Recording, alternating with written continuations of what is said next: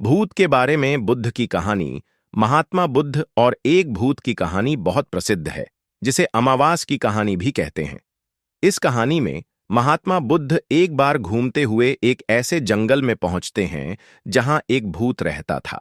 यह भूत बहुत शक्तिशाली था और कोई भी इंसान उसके इलाके से नहीं गुजर सकता था।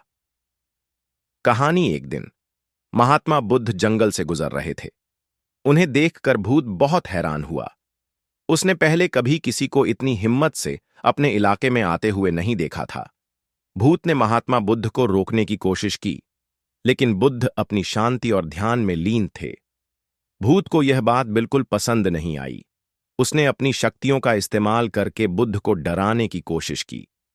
भूत ने बड़े बड़े पेड़ उखाड़ दिए, भयानक आवाजें निकालीं और भयानक रूप धारण कर लिया, लेकिन बुद्ध पर कोई असर नहीं हुआ।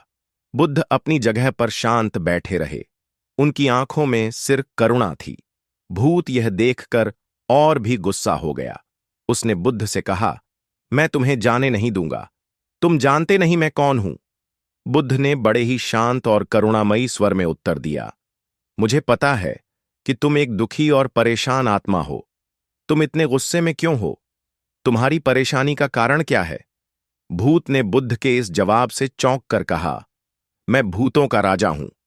लोग मुझसे डरते हैं और मैं उन्हें परेशान करता हूं। बुद्ध ने मुस्कुराते हुए कहा, लेकिन तुम खुश तो नहीं हो। तुम डराकर और परेशान करके सिर्फ और सिर्फ अपना दुख बढ़ा रहे हो।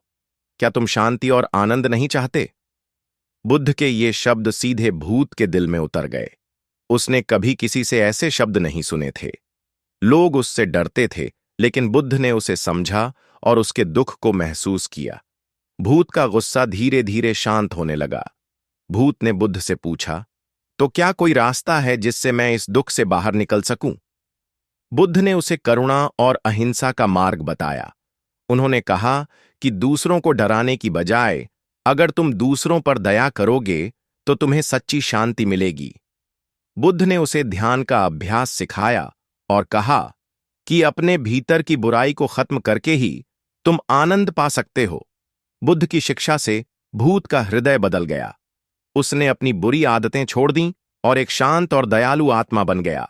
वह अब लोगों को परेशान करने के बजाय उनकी मदद करने लगा।